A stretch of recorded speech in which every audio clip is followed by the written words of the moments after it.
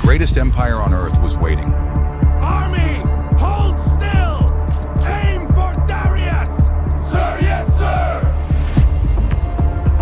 Facing them stood Alexander the Great, hopelessly outnumbered. By every measure, this battle should have ended the Macedonian campaign. Instead, Alexander made one unexpected move, a move that would tear apart the Persian army and end an empire. Its king commanded a massive army, thousands of cavalry, deadly scythe chariots, and a battlefield prepared for victory. Facing them stood Alexander the Great, outnumbered deep inside enemy territory and with no route for retreat.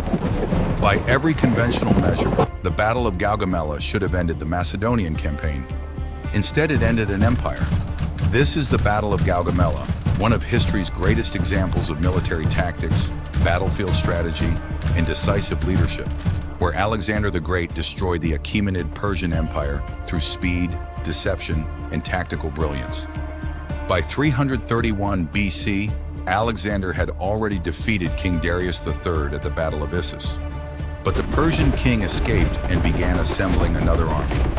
This time, Darius intended to finish the war. Near the village of Gaugamela in northern Mesopotamia, he selected a vast open plain and ordered the ground to be cleared and leveled. The battlefield wasn't chosen by chance.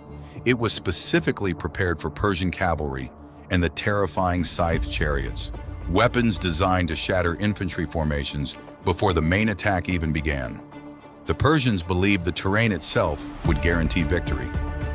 Alexander saw something different. He saw an opportunity. As the Battle of Gaugamela began, Alexander refused to launch a direct assault. Instead, he marched his army diagonally to the right. To many observers, it appeared strange, but this movement forced the Persian army to extend its line to avoid being outflanked. The longer Darius stretched his forces, the more difficult it became to maintain coordination between cavalry, infantry, and reserves. This wasn't retreat, it was battlefield manipulation. Alexander was forcing the Persian army to abandon the formation it had carefully prepared before the battle had even truly begun. Every step increased pressure on Darius to react instead of command. Unable to ignore Alexander's movement, Darius committed large numbers of cavalry to block the Macedonian advance. The decision achieved its immediate goal, but created an even greater problem. As Persian units shifted position, gaps began to appear in the battle line. Alexander had been waiting for exactly this moment. Leading his elite Companion Cavalry, supported by the disciplined Macedonian phalanx, he formed a wedge and charged directly into the opening. Rather than attacking the strongest part of the Persian army, Alexander struck the weakest point with overwhelming speed. The breakthrough happened in minutes. Suddenly, the road to Darius himself lay open. As Macedonian cavalry surged toward the royal position, Darius made a fatal decision. He fled. Although much of the Persian army was still fighting, the king's departure shattered morale across the battlefield. What had been an organized defense quickly became confusion. Persian commanders lost control. Units began withdrawing in different directions. Alexander immediately exploited the collapse, turning a tactical breakthrough into a complete strategic victory. The Battle of Gaugamela didn't simply win another engagement. It destroyed the last realistic chance for the Achaemenid Persian Empire to survive. Within months, Babylon, Susa, and Persepolis fell into Macedonian hands. After more than 2 centuries of Persian rule, one of history's greatest empires had come to an end. The Battle of Gaugamela remains one of the greatest studies in military strategy because Alexander never allowed numbers to dictate the outcome.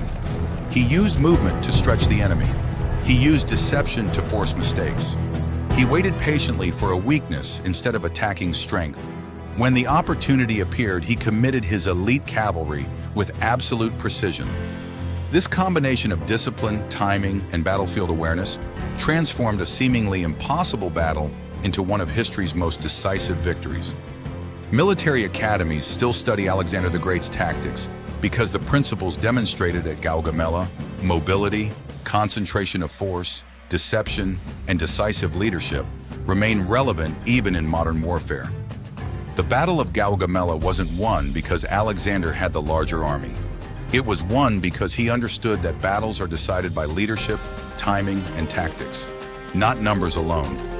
In a single day, Alexander the Great defeated the Persian army, overthrew the Achaemenid Persian Empire, and reshaped the ancient world forever. Few battles changed history so completely, and few commanders have ever demonstrated battlefield genius on the scale witnessed at Gaugamela. If you enjoyed this analysis of the Battle of Gaugamela and Alexander the Great's military tactics, don't miss our breakdown of why Hannibal's double envelopment was unstoppable. It explores another legendary commander whose battlefield strategy remains one of the greatest tactical masterpieces in military history. Until next time, thank you for watching.